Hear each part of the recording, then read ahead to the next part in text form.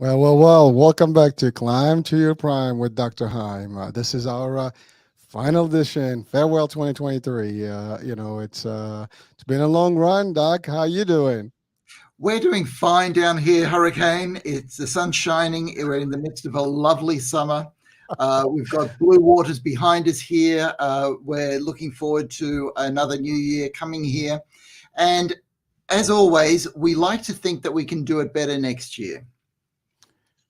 Doctor, just for those that are just watching right now for the first time, yes, it is summer there while it's winter up here. You're in the land down under, Australia. And, I don't think you have the angle right now, but earlier you had the bridge behind you. So that's always a Well, great sight. I've got it here, Hurricane, but I there know. it is. There it is. There it is. No, we want to focus on you right now. So, Yeah, but yeah, that's fine. but it is. It is. Listen, I mean, I rub it on, and it's summertime here, and it's cold there, and it's your turn, right, to make it up. Yeah, yeah, yeah. All right. Well, so again, for those of you again watching for the first time, and this is our mental health, time, and it is a live question, live Q&A, and people can participate. You have the ability to join us in this discussion. You can call the number on the screen. You can also participate by putting your chat on the YouTube, and we can actually respond to it right, live. And if you do want to actually come on the show, I did put the stream here. You'll just have to, follow the StreamYard stuff, and then you'll come on. We'll bring you on board as long as you keep it cool and in within the frame of respect. And we would welcome a good engagement. So that's it. Now, Doctor, I have a whole series of questions, and then I kind of set them up Lovely. in buckets. But I do have one that I'm going to bring up on the screen right now. That is, I guess it's the end of the year and the beginning of a new one. So there is definitely, that resolution thing. So I have a question about that came through. So let me find it. I have so many here. So let me just take a quick look because I put them up in the comment field so you can see them on the screen as well, and people can get a little bit with. Just give me a second. Here we go.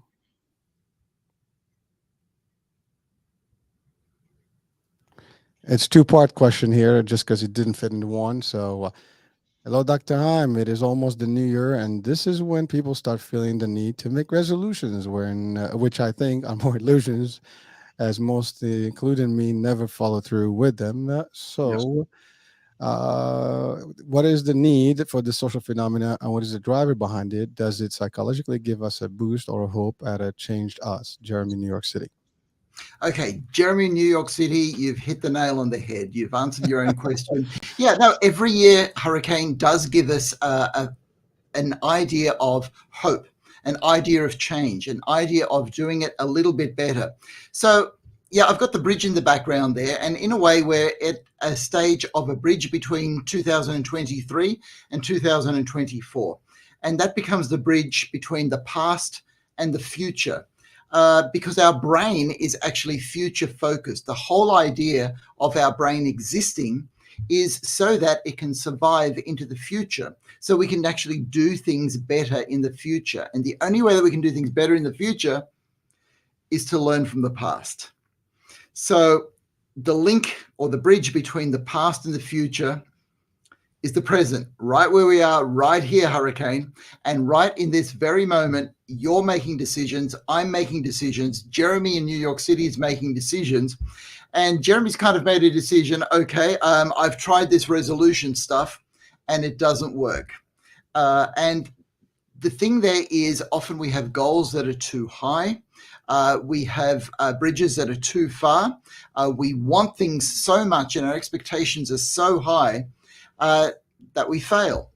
So the question, Jeremy, I actually think is how can we put in resolutions that are not illusions, but we can actually follow through on?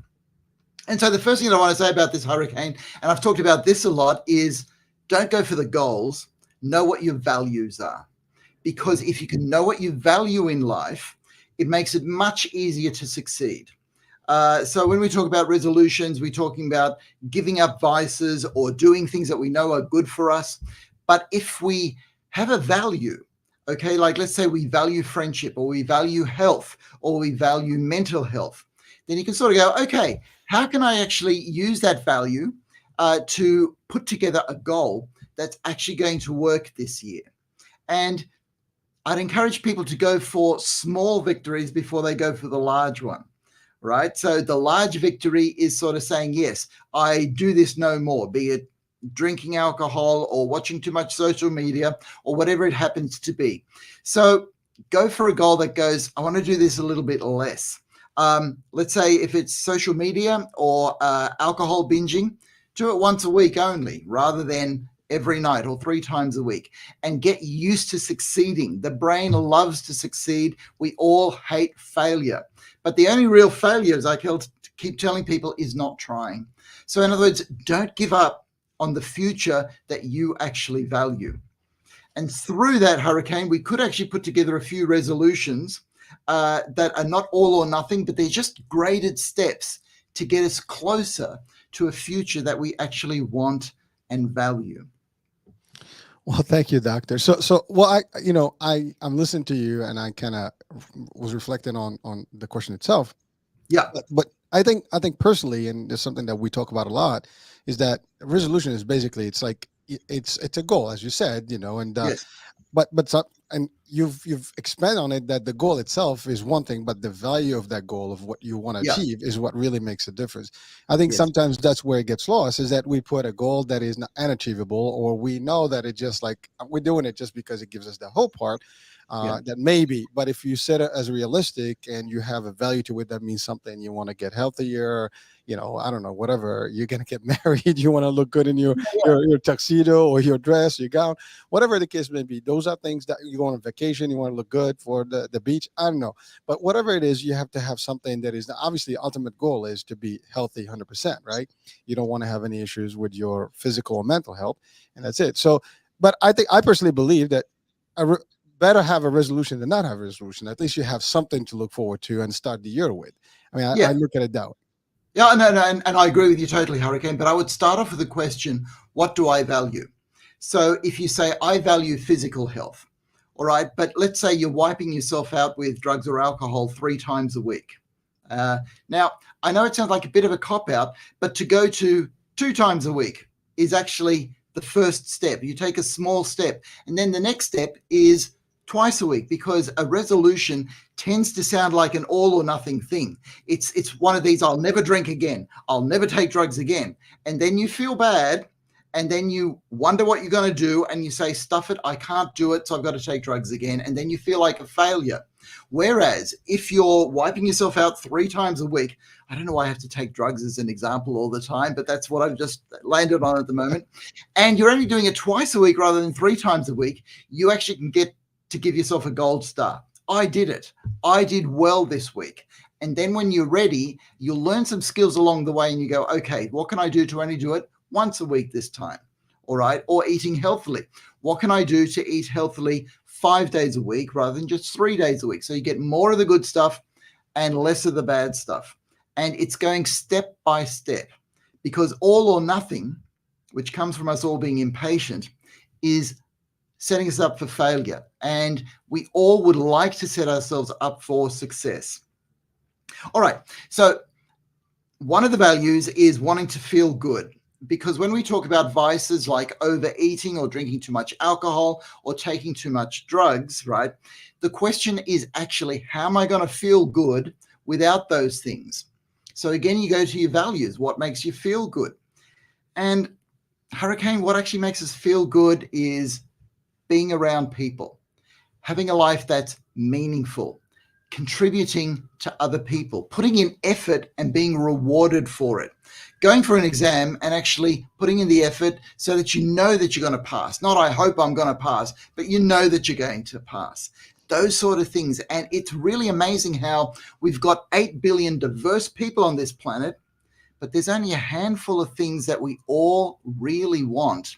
And it's because the game of life is kind of designed that way. It's kind to give your brain the best chance to go forward into a future healthily and happily. No, Oh, I think definitely this is what we want to leave the 2023 years with, and begin our 24. I mean, that's a great advice for anyone watching and listening right now. And of course, this is going to replay, so it's not good only for this time of the year. I think it's good for life. As long as you apply it any given day, that should give you results. And I always enjoy these feeds that you give us here because oh, it's thanks, amazing. Hurricane. Doctor, it's funny because I think we all kind of know this stuff, but we just don't put it together. Yeah. Yeah, but Hurricane, I'm part of that too. All right, I forget my values, and I get caught up in life just like the rest of us. So I encourage people to be armed with their values, and armed, ARMED, becomes the questions that you can ask yourself so that you get to know your values. So A is for admire. What do I admire in myself and other people? Because that's kind of what you value. R is what do I believe is the right thing to do? And people are influenced by different things about doing the right thing, and it differs from other people. But what's the right thing to do? And then M is for motivation. What really motivates me? How do I know that I'm going to do something? Okay, so we all get motivated by pleasure. Some people get motivated by wealth. Other people get motivated by a bit of kudos, a bit of clapping, all of that sort of stuff. And then E for armed is when do I feel full of excellence and self-esteem? So in other words, when do you feel good about yourself? Can you find a time in your life when, hey, I felt good? And what was the value behind that? And the last one's a hard one, Hurricane. D has to do with if you had to die soon, what would all of a sudden become very important to you? And the internet is full of lessons from people who are on their deathbed that said, this is what I didn't do. This is what I really value. And we think that we value certain things like money and pleasure, but on your deathbed, what would you really treasure? What would really become important to you? So looking at those 5 questions will point you towards your values. And then you use those to put in goals and resolutions. Then you're on track. Well, there you have it, folks. I mean, you got to get armed. Yeah, And as heavy as it sounds, I mean, you can have heavy artillery with that one. I mean, but you need yeah, that because, and by the way, I'm going to touch on the D part because yeah, you're right.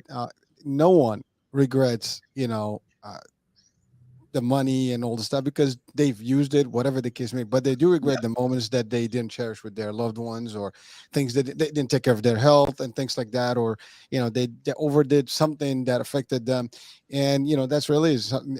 And at the end of the day, again, to your point, is what is your value? Now, someone can say, "Well, I just love my money, and you know what, I don't regret a thing," which would be fine, I guess. But you're right. That is maybe a minority versus the vast majority of people. That's not what the studies and the actual facts state today in real life. I mean, you said it. People can Google this up, or look it up yeah, on YouTube everywhere. I mean, listen. I mean, the best example we can talk about is Steve Jobs. I mean, he actually had. And people can look it up. There's a whole letter, or I guess something that he wrote, and I did read it a couple times where the money and all the stuff didn't matter to him. I mean, he would have given anything, for his health, and that's actually going for a lot of people in this world and before us, actually, because I think that's actually a standard, for humanity across, the history and the stuff. Everybody, money is good, and I always say it's good to have as a tool. But it's not everything, and it does not replace, your health, your family, your loved ones, and everything else. Oh, Hurricane, this has been wisdom for hundreds of years. And I'm thinking about a novel by Charles Dickens called A Christmas Carol, when an old Scrooge was shown what his life is really like if he continues this way. And he was so horrified that he started giving away his money and started living for what he actually valued. And that was to share a bit of kindness, to get to know his family, and to be part of the answer rather than the problem. And if it meant parting with a bit of money, that was fine with him. Well, doctor, I mean, think about this. I mean, I know this for a fact. You can have the money, right? And a lot of people they work, and they say, okay, I'm gonna enjoy this money at a later time.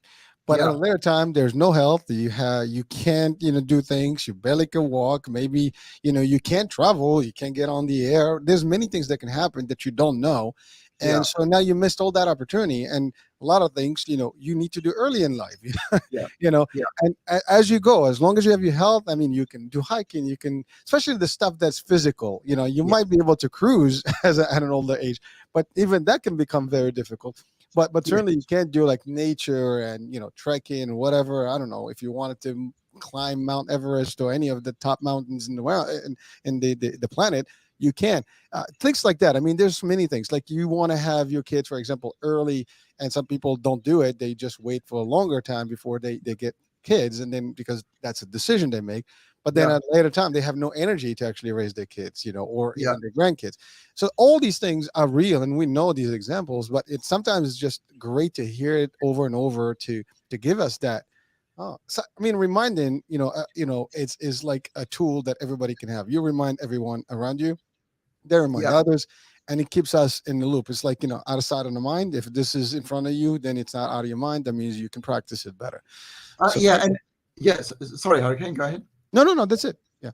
Yeah. So one of the problems is this word happiness that we have, because we're all after happiness, but we don't quite know what happiness is. And so we end up equating happiness with pleasure, short-term pleasure, rather than long-term contentment. So I was at a conference in 2007 where the keynote speaker was a neuroscientist that said to us, the brain is not wired to be happy. And that kind of floored all of us, because we all thought that it would be nice if the brain was wired to be happy. But in 45 minutes, this neuroscientist showed us that the brain is actually wired to learn. And it means that if you have this thing called learning, it means that your brain is being satisfied and is content in itself. And it is happy, if you'd like to use that particular word. And since that time, that was 2007, we have also learnt that the brain is actually wired for love, for other brains, to be in relationship and in good trusting collegiality with other brains. And this takes me again to my favorite part of the brain, the anterior cingulate gyrus, which is a part of the brain that is devoted to getting on to other people, getting on with other people. And it's not just relationships, Hurricane, because one of the amazing things about our society is that no matter how you organize society, we all find a way to cooperate so that we all contribute to society, so that miracles like having food on the table, or having fashionable clothing, or having modes of transport, or having energy, or any of our economic needs automatically seems to get done. And what happens is brains actually negotiate with each other. Where do I fit in? Where can I contribute? Where can I be appreciated by other brains by doing something that's useful? And Hurricane, by working with people that have had a lot of mental health issues, I've got to tell you that one of the most underestimated feelings that we have in life is this feeling of usefulness. Because a lot of the people that I work with, if they had that feeling of usefulness, and I know I've spoken about this before, if they had that feeling of usefulness, they would then be content. They would feel that they're part of the human race, which is why I leave people with a little bit of an equation that says that happiness is not short-term pleasure, but happiness is long-term contentment, which comes from interacting with everybody else and feeling useful in this amazing society that we have.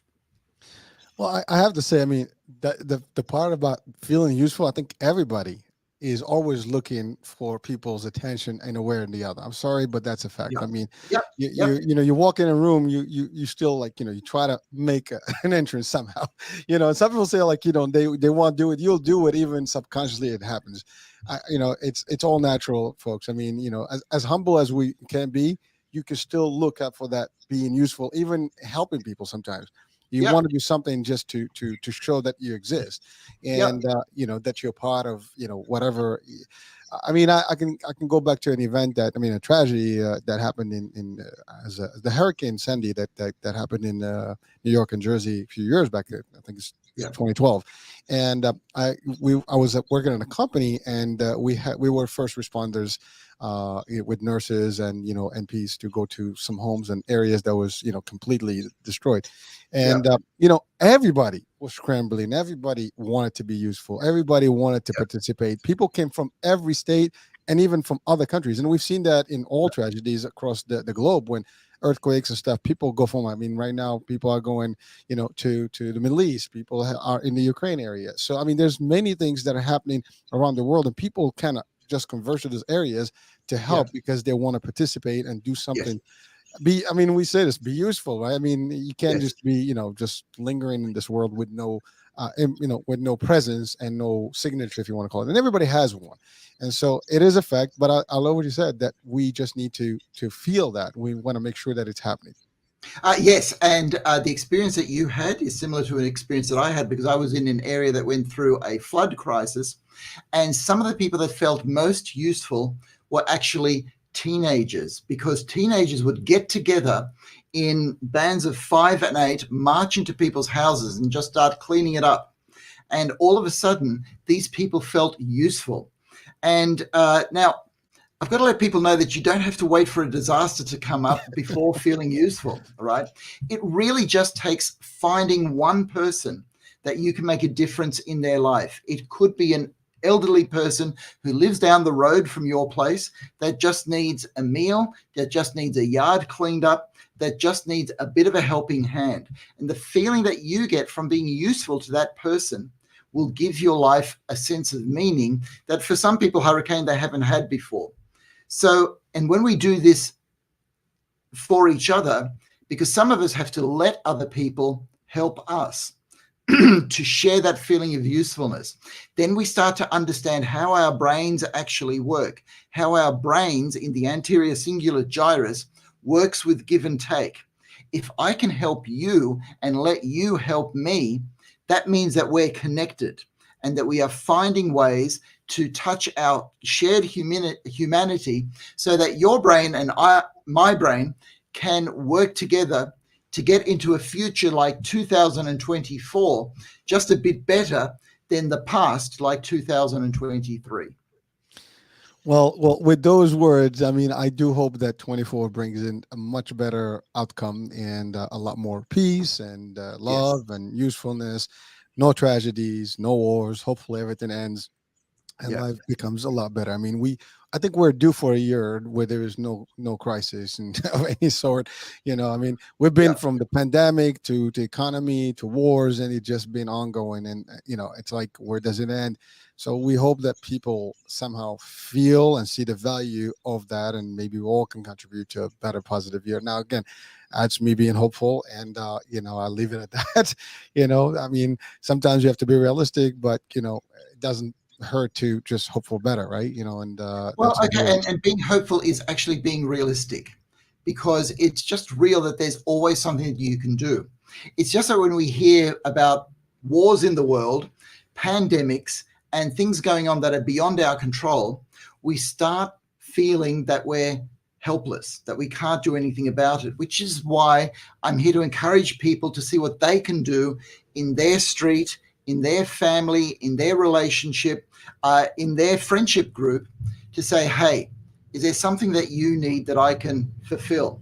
And if you start small, if you imagine millions of people making a difference in each other's lives, then that actually has an effect on the way the whole world actually functions. Because at the moment, social media can get us down, Hurricane, because we hear about all the bad stuff, because the marketing psychologists know that we're drawn through our curiosity to problems in this world. But if we can concentrate with each other to find, you know what, you've got something good about you, I've got something good about me, let's get it together and do something good in the world, however small, it will make a difference to the whole of this world. Well, doctor, I want to say again, as always, I said this over and over, and I can't say it enough. I want to say thank you, because you are making yourself available to the world, and these hours that you've given. I mean, be it 10 hours a year, at least in this show, you've contributed to quite a bit of, hopefulness and success and help to, people that we don't even know, and and that's really what it is. I mean, yeah, we are on social media, we are on that Yeah, positive that's right.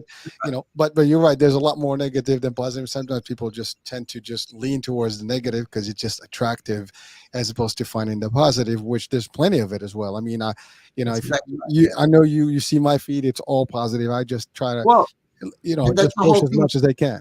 That's it's a whole thing, Hurricane. I may talk about the things that I talk about, but you provide this opportunity. You provide the radio and the network, and it's together that we start doing this. And of course, if we had to mention everybody who's involved, it gets bigger and bigger, which shows how we as a species actually work together to do things that are worthwhile.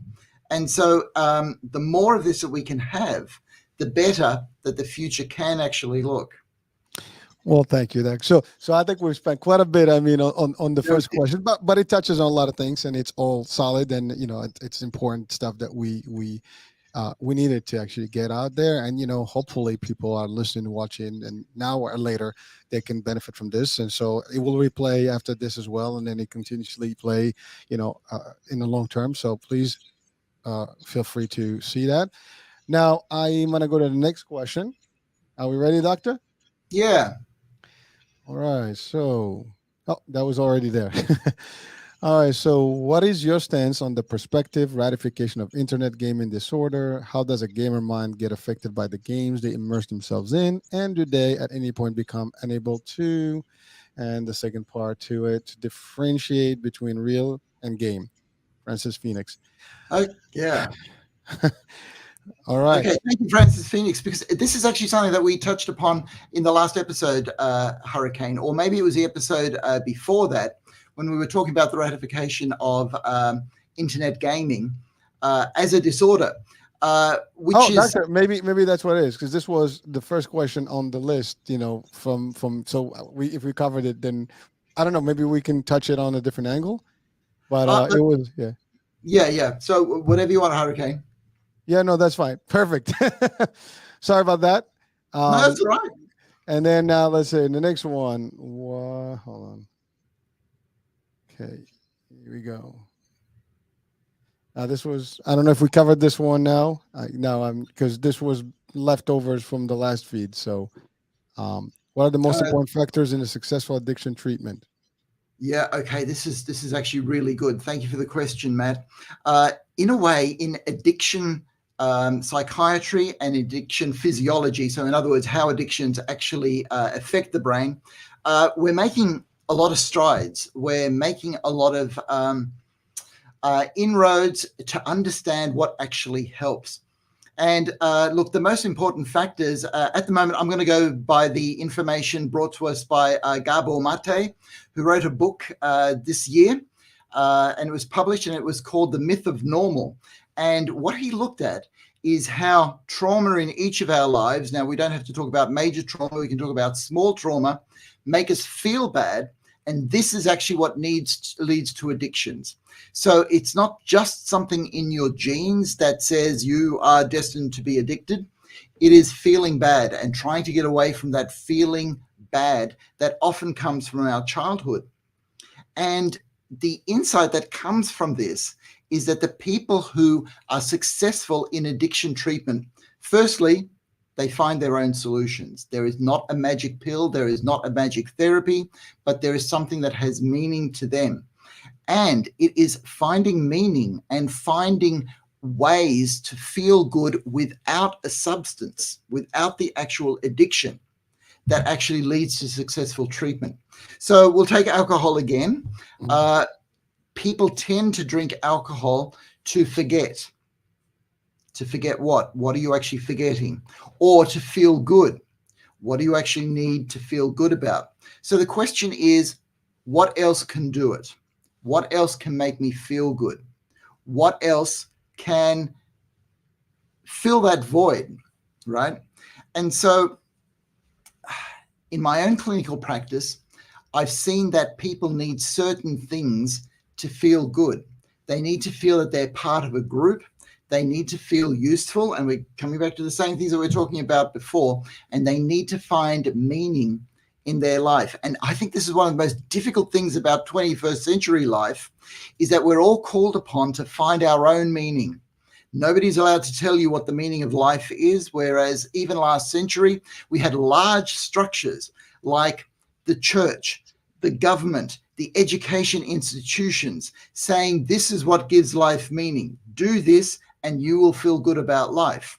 And we've questioned all of that, and questioning that is a two-edged sword. It does lead to more individual expression, but it does lead to more individual responsibility.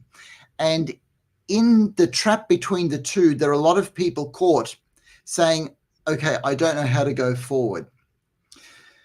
So in that situation, find something that you actually love. And so I'm going to give two examples. One is a person that I have actually treated, and they were able to get rid of their cocaine habit.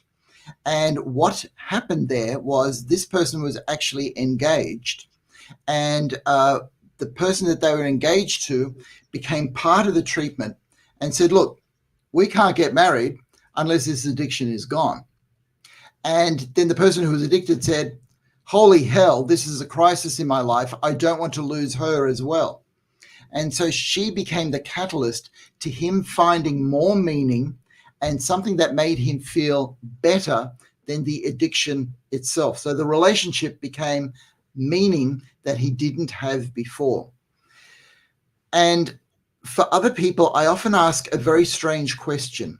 And that question is, what did you want to be when you grew up, when you were 8 years old?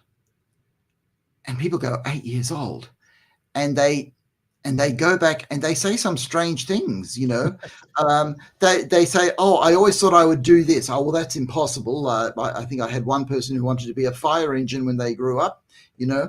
But there are other people who said, oh, I always wanted to be a nurse, or I always wanted to be a musician, or I always wanted to help other people, or I always wanted to express myself through a business. You may not be able to get all of what you wanted when you were 8 years old, but there's something like it. There's something in that ambition that says something about you and something that is important in your life. And again, we're going back to values, which means if you could find out what that was and get as much of it as you can in your life without expecting that it's all going to come to you, then you find meaning.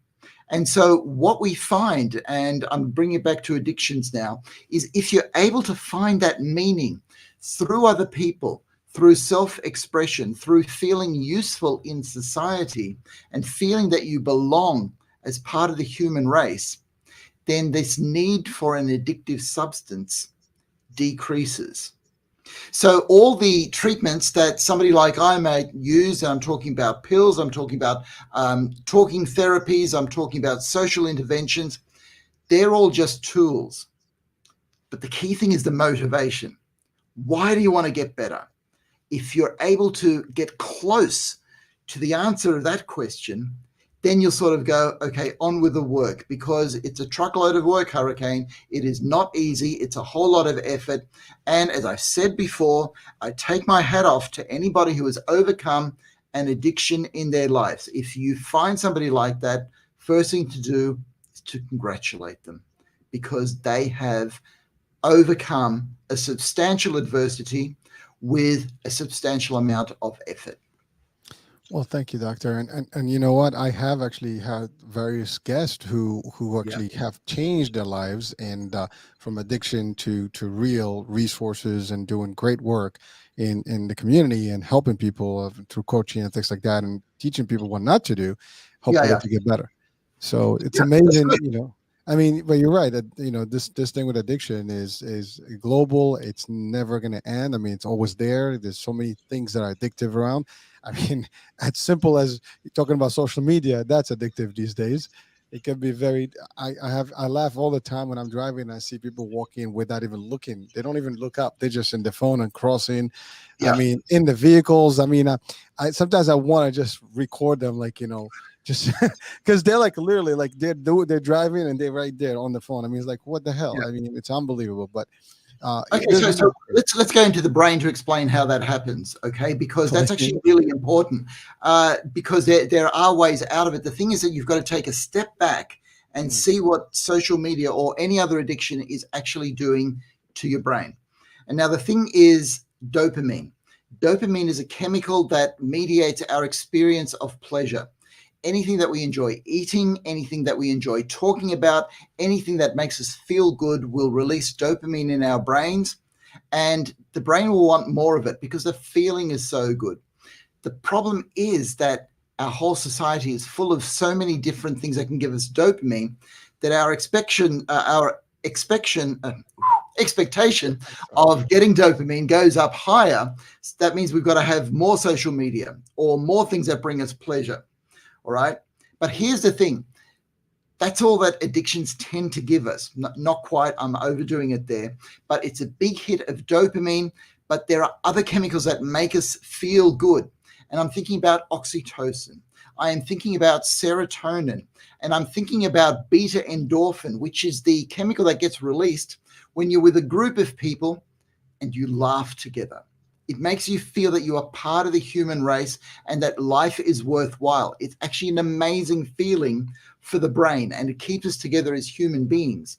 But you see, if we don't get together with people and we're all on our own little devices, we may be laughing at a joke that we've heard for the first time, but when you're with a group of people, you can actually have a good big belly laugh at an old joke that you've heard 100 times simply because you're with other people. And that's the feeling that we want.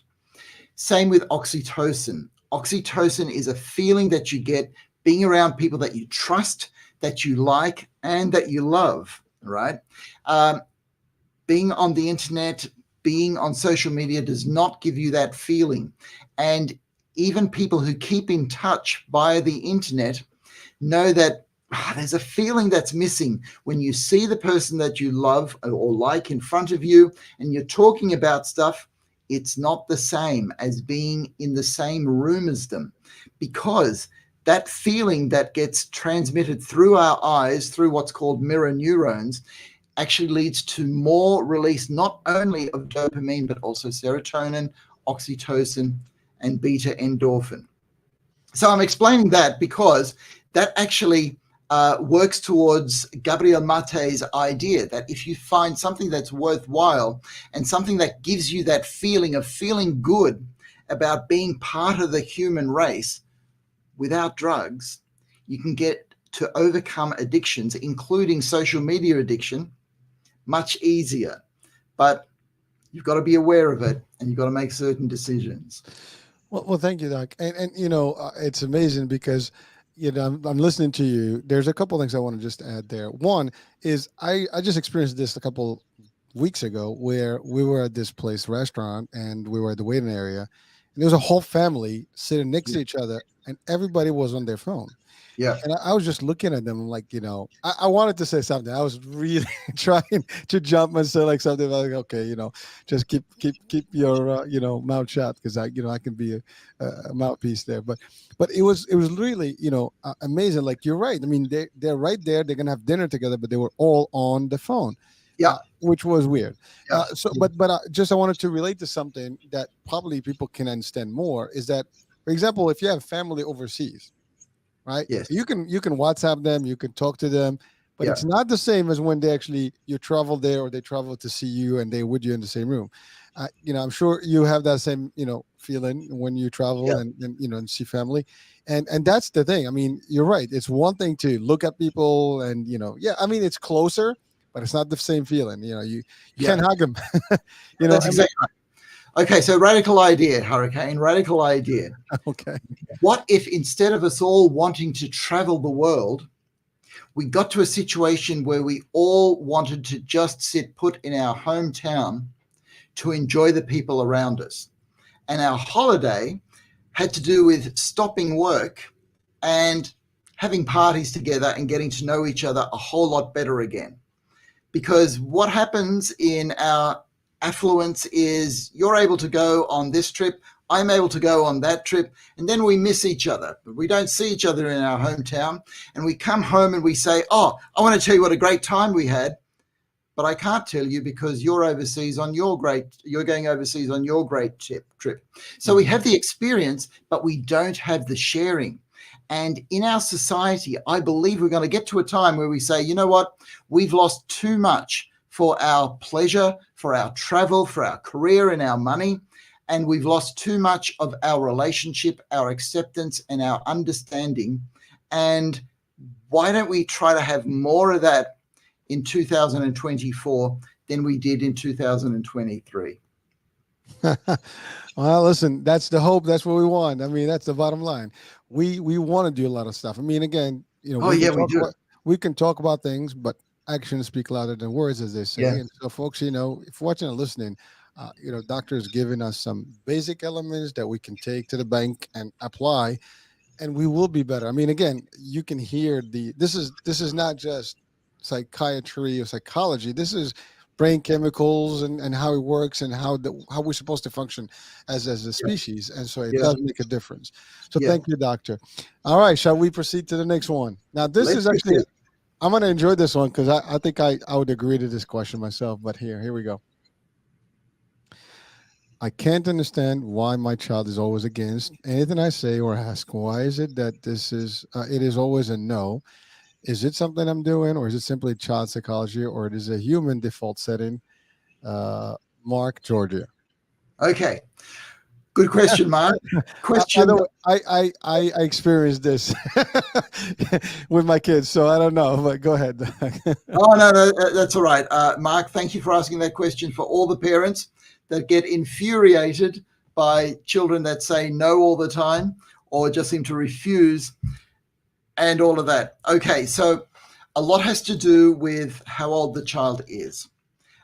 So one of the most amazing things about having children, because it's a peak life experience, is you get the experience and the responsibility of creating and nurturing another human being. Now, to nurture another human being means that the end goal is somebody different to you. And that should sort of happen somewhere between the age of 20 and 25, where you end up with somebody who is different to you, who believes different things to you, and guess what? Will actually leave home, and that hurts. So that's what parents put their hands up for, right? Along the way, however, to nurture this adult, you actually get the privilege of instilling them with your values.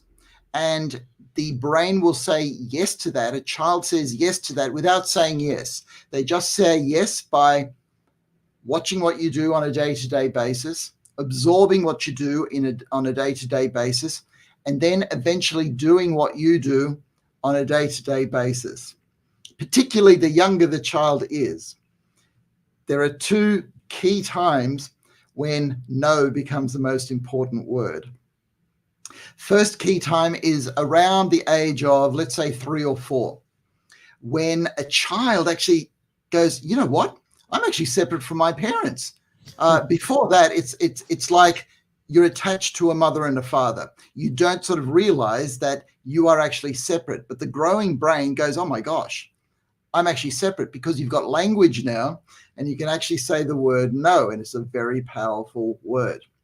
The second time the word no becomes really important is actually in teenage years, just after puberty, when it's not just the emotional and the physical things that happen to change a person, but the intellectual things. What the brain actually does is change somebody from a child into an adult really slowly.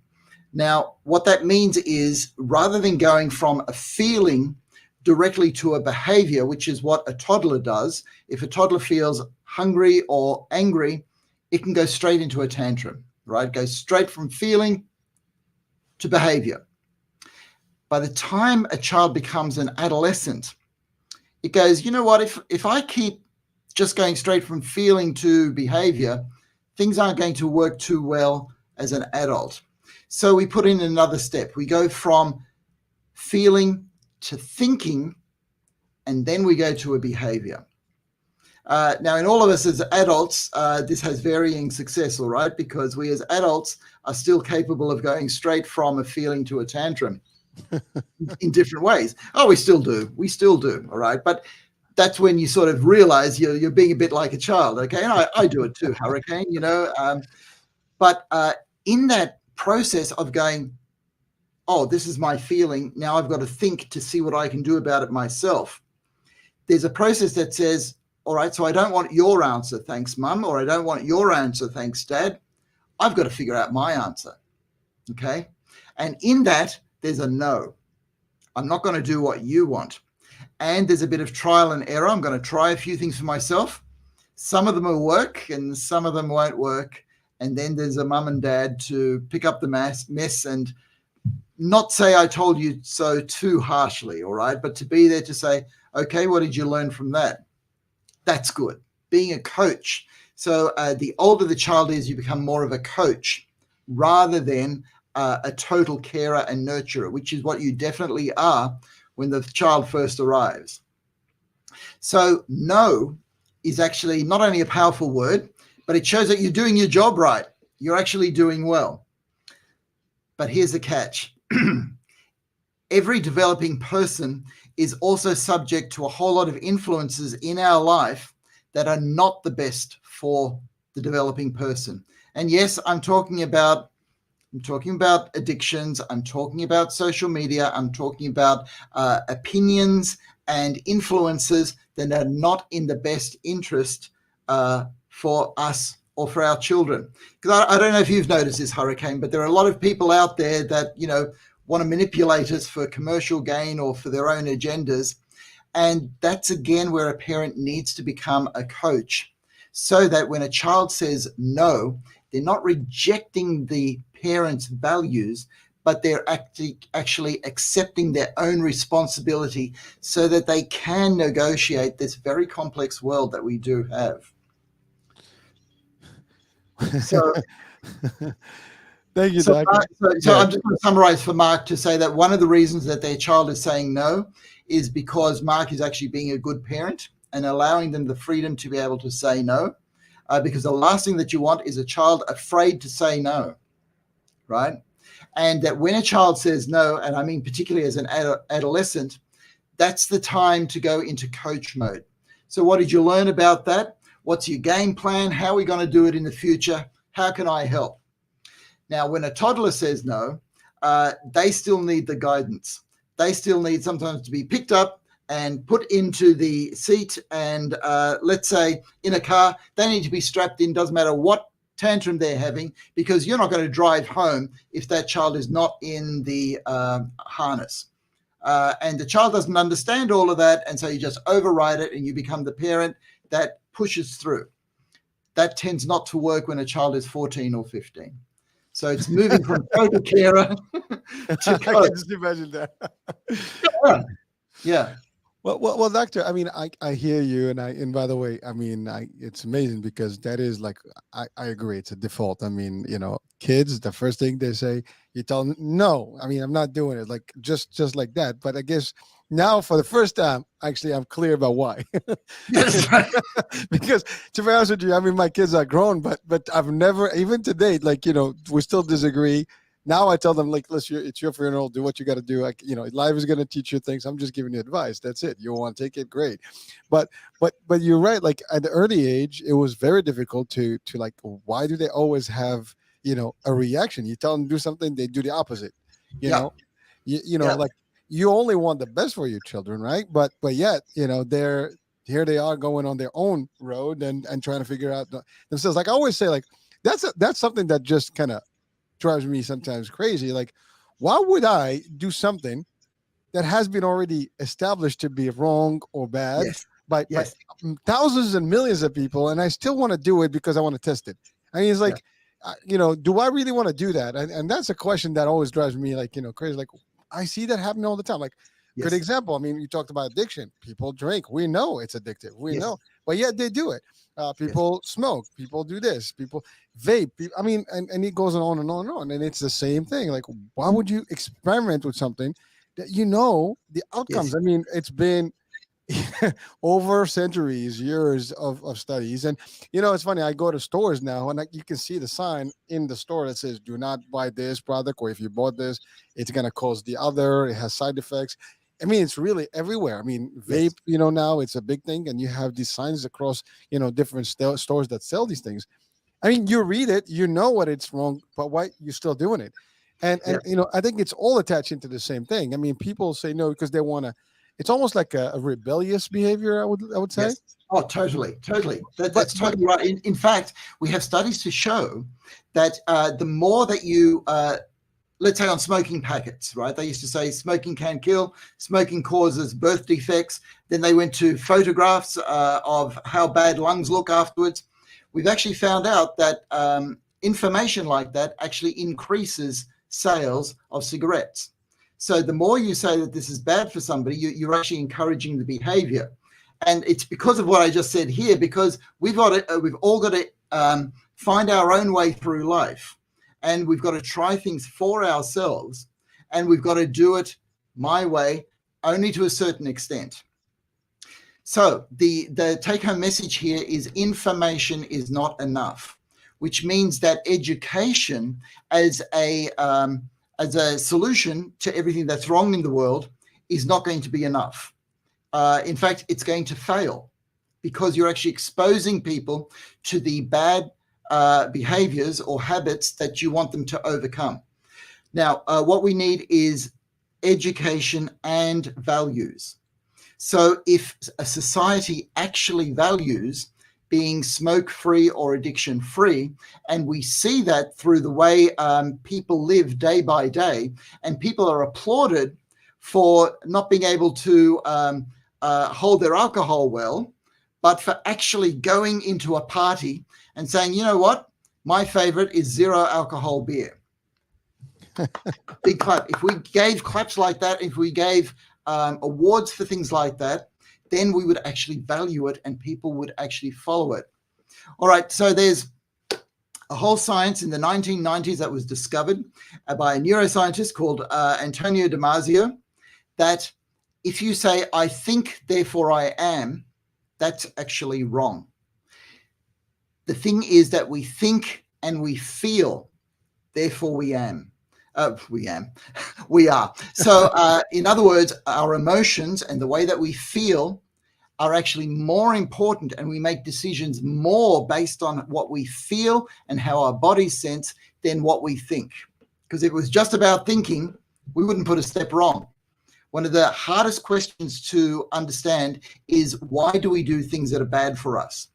Hurricane, you do it. I do it. We're all still trying to overcome it. The whole human race will do things that are bad for themselves. And you go, why did I do that? Why? Because our decision making is not just based on information. It's based on feelings. And that's the thing that we have to overcome, be it addictions or social media. Well, this will lead right into the next question. It's amazing how it played, but I'm going to place it here just for you. So let's see. How does business psychology work in marketing to impact buying and trends? Whoa. Listen, I mean, I didn't make this up. I mean, you just but it's amazing. Like, it's, you're saying it, and this ties right into this whole thing about the marketing. Listen, I'm in sales, and marketing has been my life, and I know how this works. It's just what it is. I mean, we are considered quasi influencers as well, and so people do look up to you and things like that. I mean, listen, my wife gets all these companies that they want promotions and things like, as you said, that they want people to do promotions, and we try to be very picky about which we use, because it has to make sense also within our mission, right? But it's very difficult because it's very what can I say? It's attractive in a way. It is also, you don't want to be misled. You don't want to mislead people, and it's very difficult. But marketing works in the best shape and form. It's very powerful. It is very powerful. In fact, unfortunately, one of the most cynical things that I say is that the best psychologists are the marketing psychologists. They know their neuroscience better than anybody else. They know what motivates us. They know how to get us to click somewhere and they change behavior much better than I do as a clinical psychiatrist who is just trying to get somebody's mental health together, because there's a whole lot more money in it. All right, so a little story, Hurricane. I am now the recipient of a new computer, and my partner, my spouse, will see me battle this computer. And sometimes she thinks, he's just a grumpy man who just doesn't like technology. But what I'm actually raging against is knowing how the people who have put this new version of this computer together are manipulating me. And I actually get annoyed that people will accept this manipulation because this toy is really good and it does a lot of really good things. It doesn't matter that the last one was more ecologically friendly and actually was easier to use, and they now make me buy cables and headsets that only fit this one. But it's also knowing that the touch on this one under the fingers is so much better, because the marketing psychologists know that if my fingers feel better on a keyboard, I am more likely to go back to the keyboard.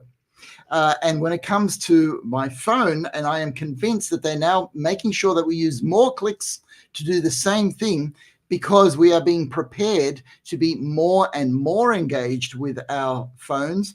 For example, pocket calls, that could be eliminated tomorrow. But why eliminate it when all these accidental things keep us more engaged with the phone?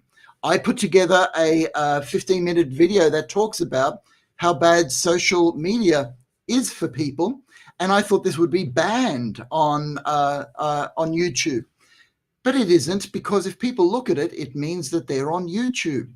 And it's all part of this game to keep people alive and engaged on computers. So unfortunately, it's not only influential, but it's subversive. They are playing with our brains far too much more than we realize.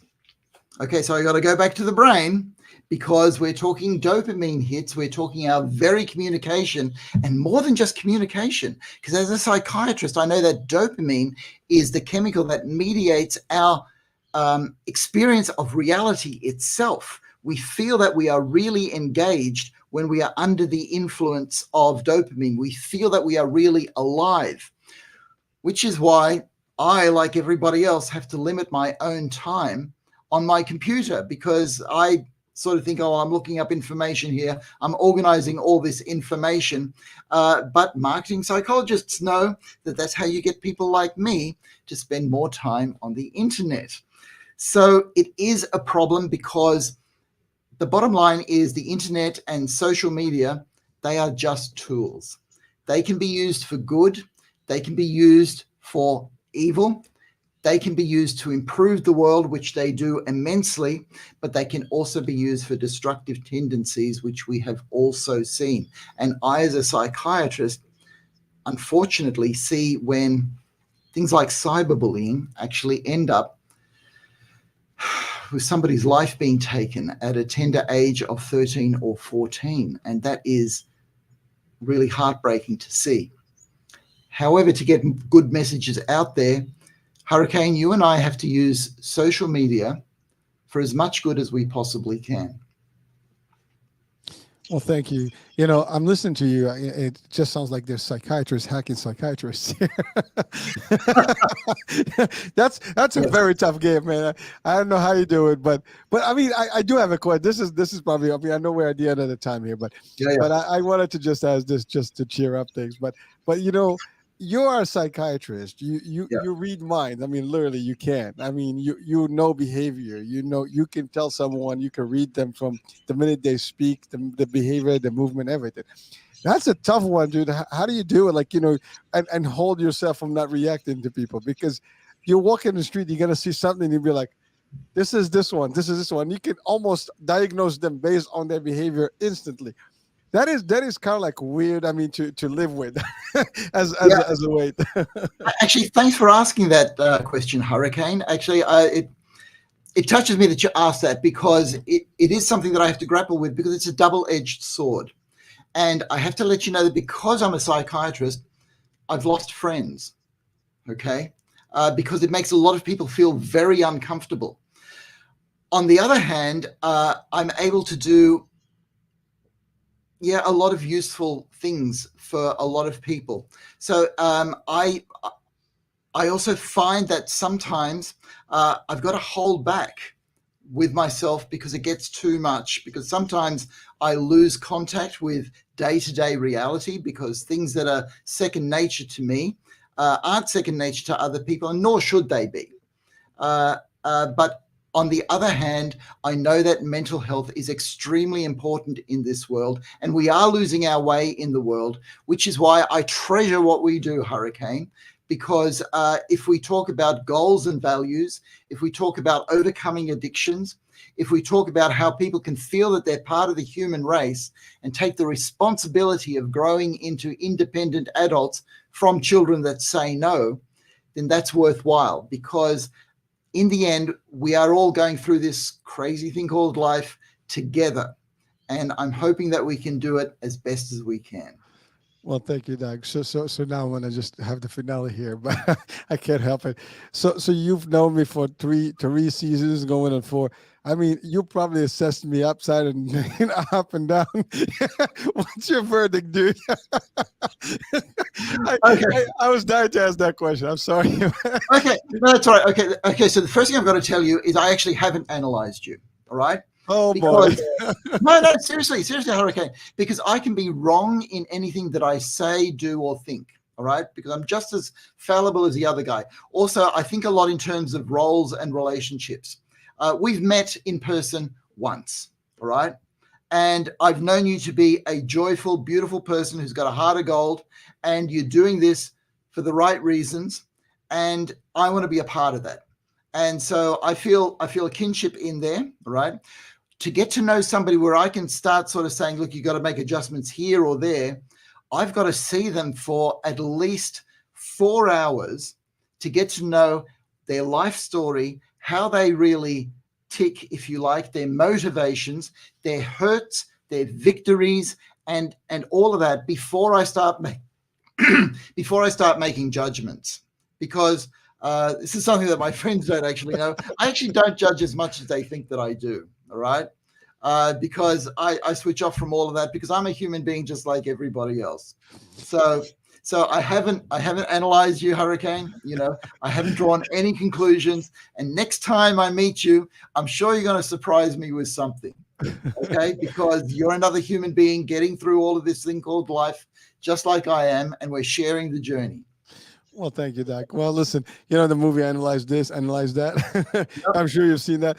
Well, yeah, but it's amazing. But it's true though. Like I met you, we talked, and I've actually had a couple of psychiatrists and psychologists that I've interviewed. I know someone that I've sat down with and hang out with quite a bit, and she was like one of my first shows.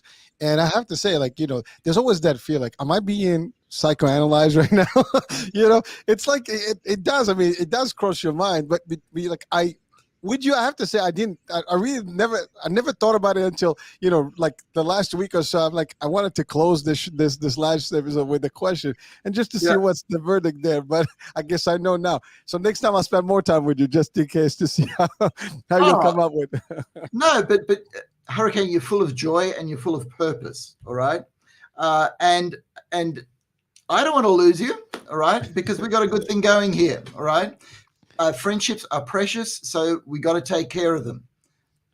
Things can easily go wrong, and I'm a human just like anybody else. I don't put myself above to sort of say, oh, I see that and that, because you know what, that sort of stuff, it's going on in me too. All right, I'm still trying to get through just like everybody else is. So we got to laugh a little bit, We and do. take things Well, with a grain of salt. Well, Doctor, I have to say, you are as well a joy.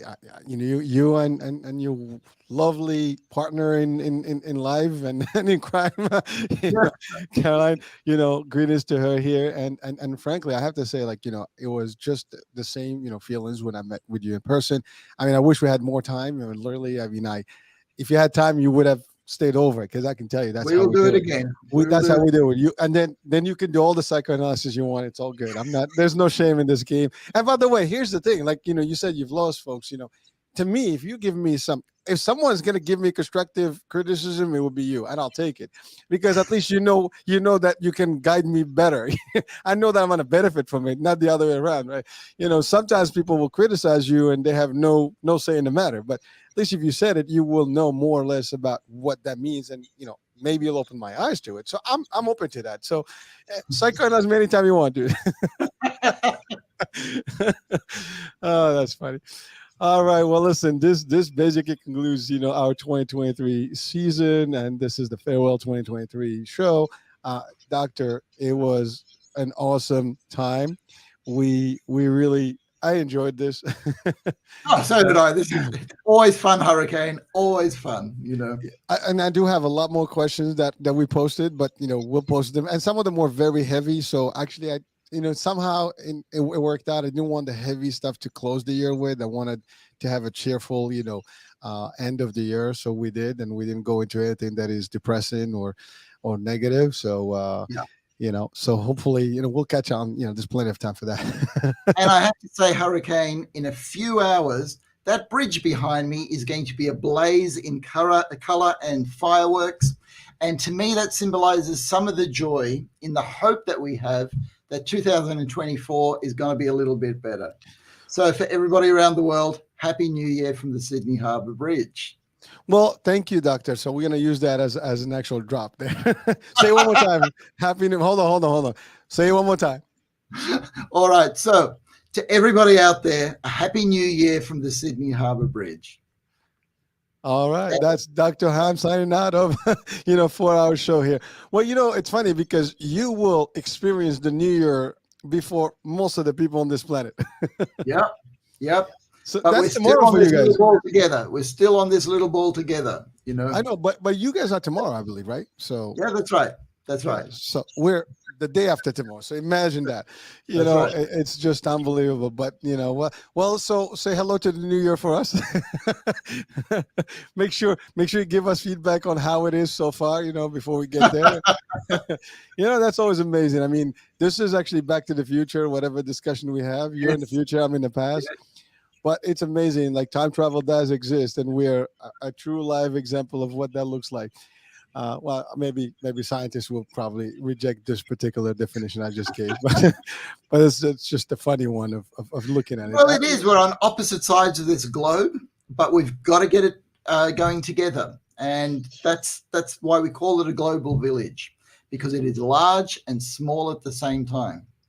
Yes, it is indeed. Well, listen, Doc, I took a little bit more of your time. I know you got things to do, things to do, places to be, people to see. So again, I would say the same thing, from this particular platform, from this particular show. I'd say Happy New Year, everyone, and we'll be seeing you in the new year, 2024 coming up. Hopefully, we'll just have a positive year with everything that you guys wish for. Prosperity, health, wealth, you name it. We want it for you as well. And that's about it. That's it, folks. Thank you so much, Doctor, for being with us, as always. Thank you so much, and a Happy New Year to you and your family and your partner too, Hurricane. And looking forward to doing it all next year. Thank you, sir. And same, likewise. Hi and bye, Caroline. He says hi and bye.